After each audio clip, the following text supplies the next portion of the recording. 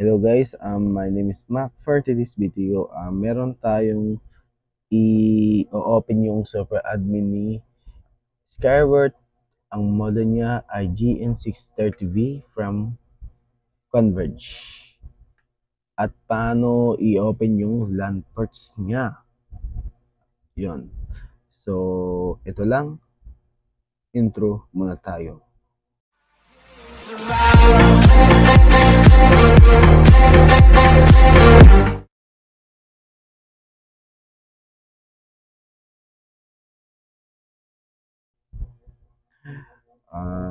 Una, pwede naman to sa phone, pwede naman to sa PC. Mapalan ng PC, pwede naka-wifi. Sa cellphone, naka-wifi lang. Yun. So, yun ang requirements natin. Una-una, Google Chrome. Kahit hindi naka-incognito or naka-incognito, pwede rin naman. So, i-type natin yung 192.168.1.1 sa URL, naka-highlight. Ayan.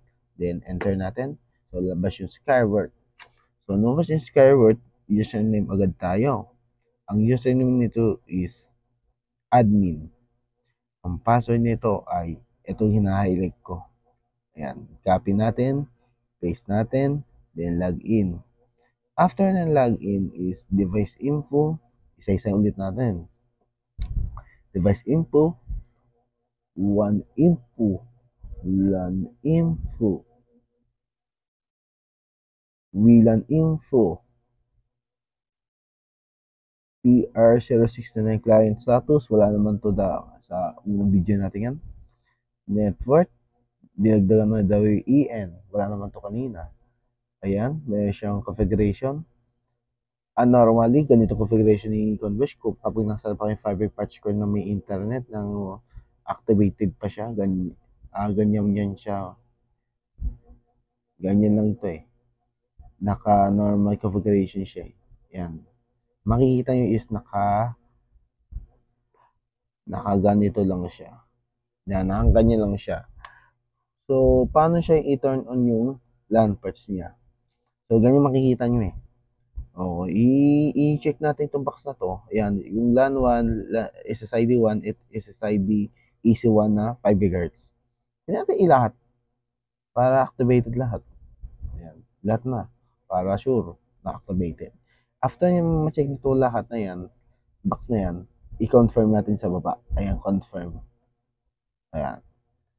Ayun, ganun lang mag-turn on lang LAN ports. So, sa next naman tayo is LAN. Ito, almost the same sa una. TR069, wala siyang ganito sa user admin. Yan. Ito for napatulang ka, ito yung lalabas. Yan. Yun ang pagkakaintindi ko siya. Pagkakaintindi ko lang. Yan. QoS. Ayan. Meron siyang limit. Ayan. Pass-through, zero mart, remart. Meron siyang ganun. Yun. Parang priority. Parang ganun. Since NSTP is meron to sa unang user admin. Oras na to. Routing. WLAN. Almost the same. Almost the same rin naman sa mesh. Almost the same. Sa security naman tayo. Will one access. Meron naman sa user admin.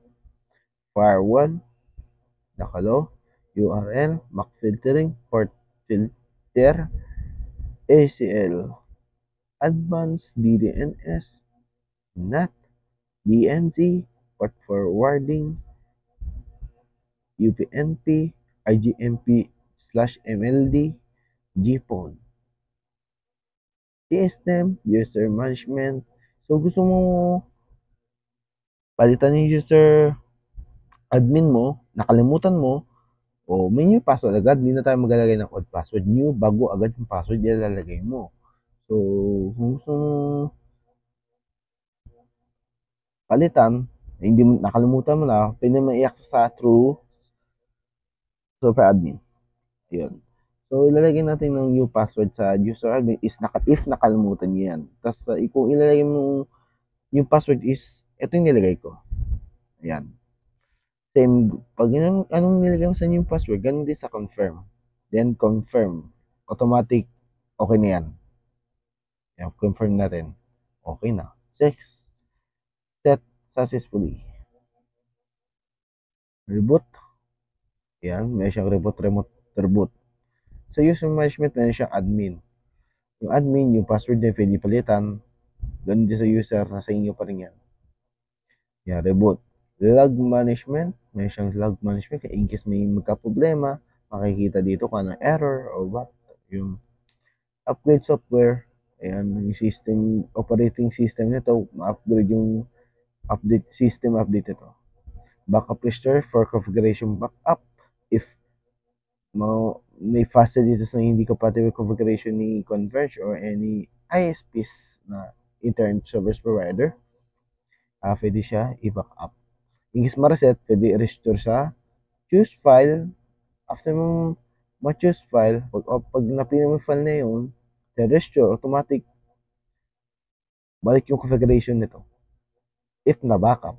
Itong restore the configuration, factory default settings is reset to. Reset. If hindi sundutin nyo sa likod ng modem, or kaya remote reset. Ano siya. Diagnostic. Ito, network diagnostic. Yan, test network diagnostic siya. So, ito lang yung Super Mini Converge na Skyward GN630V. So, ito lang. Huwag kalimutan mag-subscribe and click bell, notification bell. Pag may new video ko, ma-notify ko kayo. So, ito lang yung video na. Bye-bye.